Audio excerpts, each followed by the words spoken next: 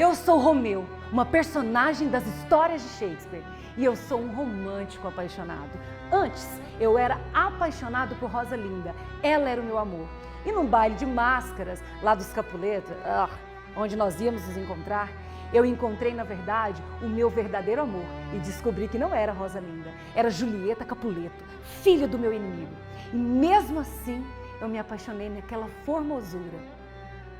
Olha lá, é Julieta na sacada. E ela brilha mais do que o sol, chega a ofuscá-lo. Ai, Julieta, meu amor. Ai, Romeu, esse é o nome do meu amor. Como eu amo Romeu, como eu amo. Mas ele tinha que ser um Montecchio, inimigo da minha família. Ai, Romeu, nega o seu nome, nega tudo. E eu me entrego a ti para junto vivermos esse amor. Julieta, meu amor, eu também te amo. Eu deixo tudo por você, deixo o meu nome. Vamos fugir comigo? Tipo, é sério? Tipo, é serião. Então amanhã eu mando a minha menina de recados e a gente combina tintim por tintim. E aí nós vamos ficar juntos, meu amor, meu favo de mel. Minha abelha rainha, eu te espero amanhã para ser a minha esposa. E gente, foi assim que eu me casei no outro dia, com o amor da minha vida. Mas o amor da minha vida foi brigar na rua e foi exilado da cidade. Exilado da cidade, eu fiquei muito triste. E o meu pai, achando que eu estava triste porque nessa briga ele matou o meu primo, quis que eu casasse. Para eu não ter que casar, o padre me ajudou com um esquema, como vocês dizem aí. E esse esquema era tomar quase que um sonífero. Eu ia só dormir. E o recado ia chegar para o Romeu. E o recado chegou, gente? Não tinha WhatsApp, não tinha e-mail. O recado não chegou. Romeu me viu durinha ali no túmulo e achou que eu estava morta. E eu não estava morta, eu estava só dormindo. Aí, como ele não conseguiu ficar sem o amor da vida dele, que sou eu, ele tirou a própria vida. E quando eu acordei, vi que ele não tinha tomado sonífero nada, ele tinha tomado um veneno. E aí, tomando veneno, eu também resolvi tirar a minha vida e nós dois juntos vivermos esse amor na eternidade. Acredita que depois disso nossos pais pararam de brigar e agora os Montecchio e os Capuletos são até amigos? Olá, estudantes! Hoje o romance está no ar. E aí, quando eu falo a palavra romance, o que vem na sua cabeça? Aquela história romântica de dois apaixonados, onde todos estão declarando amor? Ou a história da princesa que espera o príncipe encantado? A gente espera pessoas se apaixonando em um romance. Mas eu tenho uma novidade para você. O gênero romance não é muito bem uma história romântica. Pode acontecer outros tipos de narrativa nessa história. Por exemplo, vou mostrar umas imagens para vocês verem os tipos de romance que podem acontecer. Professora, mas o que é romance mesmo? Romance é simplesmente uma narrativa longa. Ela pode ter história de amor? Pode sim, mas ela também pode ter outras ações. Vamos imaginar um grupo de adolescentes agora. Olha lá, tem um romance que não tem nadinha de história romântica, nem um casalzinho. O nome dele é Droga da Obediência, do Pedro Bandeira. Vocês vão adorar ler. Todos os meus alunos gostam de ler esse livro, eu também gosto. É uma coleção inteira dos caras. E eles vão fazer várias investigações criminais, vão conseguir pegar o Dr. QI e vão libertar aí vários adolescentes da droga da obediência. Uma droga que faz as pessoas ficarem ali obedecendo sem ter opinião nenhuma. Gente, isso é romance. É simplesmente uma narrativa longa que conta uma trama pra gente com algumas personagens.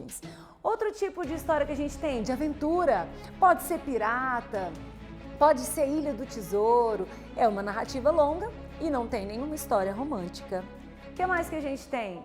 Olha, uma história regional. Hoje vou convidar um amigo para contar pra gente um romance que não é romântico, que é o Zezinho, o dono da Porquinha Preta. Ele vai contar uma história ali, regional, porque ele vai usar um vocabulário da região dele, do interior de São Paulo. O que mais que a gente tem? E acreditem se quiser, gente, o romance também pode ser uma história de terror ou de assombração. Imagina, professora, como assim? Uma história, um romance que é de assombração?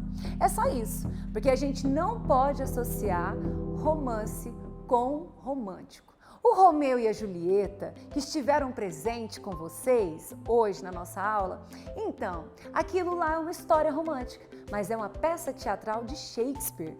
Nem é um romance de verdade, é uma história romântica. Mas a história que o meu amigo caipira vai contar para vocês hoje, do Zezinho, dono da Porquinha Preta, é um romance, porque ali nós temos uma narrativa longa. Então vamos estabelecer a estrutura do romance. Professor, então eu entendi. Romance é narrativa longa. E qual é a estrutura de um romance? Quais são os elementos dessa narrativa? Vocês se lembram de romance? Melhor, vocês se lembram de narrativa? Para ter narrativa, nós precisamos de um narrador. Desse jeito tem que ser, sempre. Eu preciso de um narrador personagem que está participando da história, ou eu preciso de um narrador onisciente. Não esqueçam disso. Para ter narrativa, tem que ter narrador. Agora imagina, gente, um narrador sem personagens para contar a história. Fica sem graça, né? Mesmo se ele é um narrador personagem, ele é a personagem dessa história. Então a gente tem que ter personagem. A gente tem que ter tempo, aconteceu no passado, está acontecendo no presente, é uma história fictícia, um romance futurístico, então vai acontecer no futuro. E eu tenho que ter o espaço, os locais. Às vezes é um castelo maravilhoso ou às vezes é simplesmente uma fazenda. Então os espaços também são importantes. Mas qual que é a parte mais importante de uma história, de uma narrativa? É o enredo. Enredo precisa ter o início, que é a apresentação da ação, da história, da temática. Precisa ter a complicação da ação, porque eu preciso ver o que vai acontecer nessa história para me deixar empolgado, para continuar lendo até o final. Afinal de contas, é longa, então tem que ter inúmeras ações e inúmeras complicações. Tem que ter o clímax, que é o ponto mais emocionante da história. Aquele que eu falo, nossa, era isso que eu esperava. Ou não acredito, não era isso que eu esperava. E, por fim, o desfecho, que é o fim da história. Pode ser um felizes para sempre? Pode, mas como eu estou falando de romance, que nem sempre é romântico, também precisa ser algo que seja mesmo felizes para sempre. Então pronto, estabelecemos a ideia da narrativa. E agora? Agora nós temos que estabelecer a ideia de literatura. Gente, se romance é uma narrativa longa, e eu já conheço todas as estruturas de uma narrativa longa, eu preciso de uma linguagem legal, de uma linguagem literária. E agora nós vamos para a parte do português, figuras de linguagem. Convido vocês aqui para a gente ver alguns slides, para ver se você lembra das figuras de linguagem. Ai, professora, eu nunca aprendi figuras de linguagem. O que é isso, figuras de linguagem? É falar de modo figurado. Se eu falar assim, nossa, estou com dor no meu coração, porque eu estou morrendo, né, gente? É denotativo. Mas se eu falar assim, ai, o meu coração está doendo de amor, então é simplesmente porque eu estou sofrendo por alguém. Então é isso, conotativo, figurado, figura de linguagem. Comparação, delicada como uma flor. Metáfora, em vez de eu falar que ela é delicada, eu falo que ela é uma flor. Metonímia, em vez de eu falar o nome da obra, eu vou falar o nome do autor. Ah, leia Machado de Assis, leia Jair Vitória. Para a gente ir terminando, olha lá, hipérbole, é quando eu falo uma coisa com muito exagero. Por exemplo, isso tem 1001 utilidades, praticamente nada tem 1001 utilidades.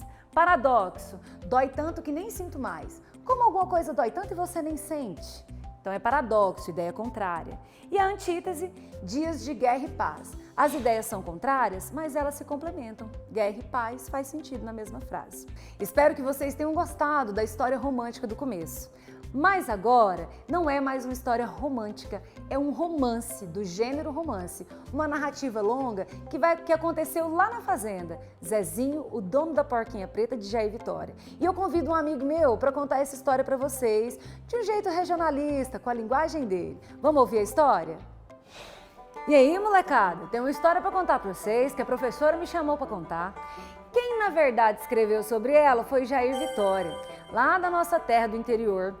E o Jair Vitória conta pra gente a história do Zezinho. Zezinho, o dono da Porquinha Preta. E o Zezinho é bom demais, gente. Sabe o Zezinho? O Zezinho morava lá na roça com o pai dele, seu Odilo, a mãe dele e os irmãos. O seu Odilo, ele era um senhor um tanto bravo, disciplinador, gostava que os filhos estudassem, tinha que ir na escola certinho e também trabalhasse na fazenda, ajudasse a bater o feijão, fizesse tudo que os filhos de fazendeiro, os filhos de roceiro faz. E Zezinho e os irmãos faziam sem reclamar, não tinha reclamação. Zezinho também ia lá para a escola da roça. Na escola da roça é diferente da escola dos seis, por quê? Porque os meninos estudam tudo junto. Os irmãos do Zezinho estudavam com o Zezinho, com os amigos do Zezinho, em cada fileira, uma série. Imagina essa professora, gente, oh meu Deus. E estava lá. Lá na escola é que acontecia toda a confusão. Um dia Valtério chegou no Zezinho e falou: Zezinho, eu sei que você ama a sua porquinha preta. É isso, gente. Zezinho, dono da porquinha preta, tinha a porquinha preta como estima. E sabe o que o Valtério fez? Fez o pai dele querer comprar a tal da porquinha. O que aconteceu depois? Zezinho ficou desesperado. E lá nessa escola, ele começou as travessuras. Ele fugia da escola para campear e saber aonde esconder a porquinha. Mas em vez de voltar para casa e bater o pasto que o pai mandou, o que ele fazia? Ia caçar em Iambu com estilingue.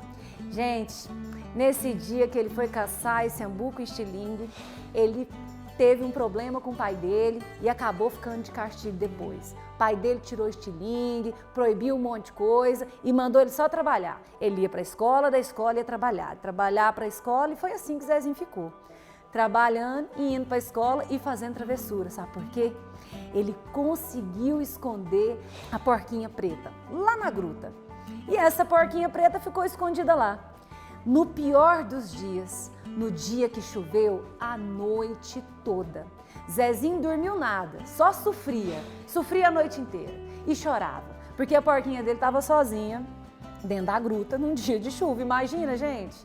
No outro dia ele foi lá campear a porquinha, achou a porquinha com um monte de filhotinho.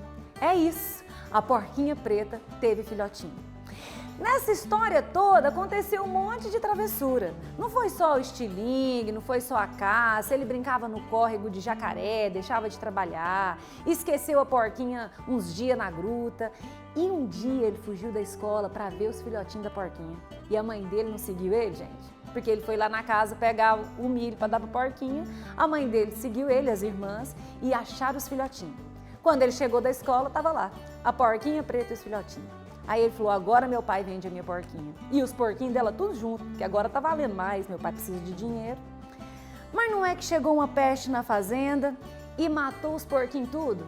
Menos a Maninha, a nossa porquinha preta. No final, seu Odilo tinha uma rensga que é essa porquinha. E ele disse que eles iam comer ela na janta. O Zezinho quase morreu do coração, imagina, gente, comer minha porquinha de estima. O que aconteceu depois? Zezinho fugiu para o rio. Gente, e o rio era perigoso. O que acontece? O Zezinho pegou a canoa do Barba Preta, um senhor que tinha lá perto do rio, entrou no rio e no rio não podia entrar, só nos córregos, a mãe não deixava. Mas ele entrou, conseguiu colocar a porquinha dentro dessa canoa e foi para o meio do rio. Porque ele queria ir para o outro lado esconder a porquinha. Não adiantou esconder a porquinha de perto, vamos para o outro lado do rio. E não foi perigoso? Perdeu o remo, virou canoa, mas conseguiu nadar até a margem do outro lado ainda bem. Quando ele chega do outro lado, ele encontra uma casa de um pessoal e pede para a moça para ficar na casa, uma roça. A moça deixou, mas falou que ia procurar o pai dele. E ele só falou que era do outro lado do rio, mas não contou quem era o pai. Para terminar a nossa história, seu Odilo chega da cidade, na roça, e descobre que o Zezinho tinha fugido com a porquinha. Aí ele se arrependeu demais de ser tão disciplinador e tão severo. Disse que ele podia ficar com essa porquinha, mas e agora? O filho nem estava lá. A história termina de um jeito muito bonito, gente, um jeito muito emocionante. Seu Odilo vai atrás do Zezinho, encontra o Zezinho do outro lado do rio, e com os olhos marejando de lágrima, ele fala: meu filho, não precisa disso não, você pode ficar com a sua porquinha, agora eu respeito a sua vontade. Então o Zezinho continua o dono da porquinha preta. E aí, pessoal, gostaram da nossa história? Do nosso romance não romântico? Mas foi lindo, não foi? É um romance porque foi longo e porque tem muitas ações do Zezinho, o dono dessa porquinha preta. Eu espero que vocês tenham gostado de todas as histórias da nossa aula de hoje. Aqui era teatro e aqui é romance. E eu espero vocês lá no portal para aprender mais sobre esse gênero e figuras de linguagem. Até mais!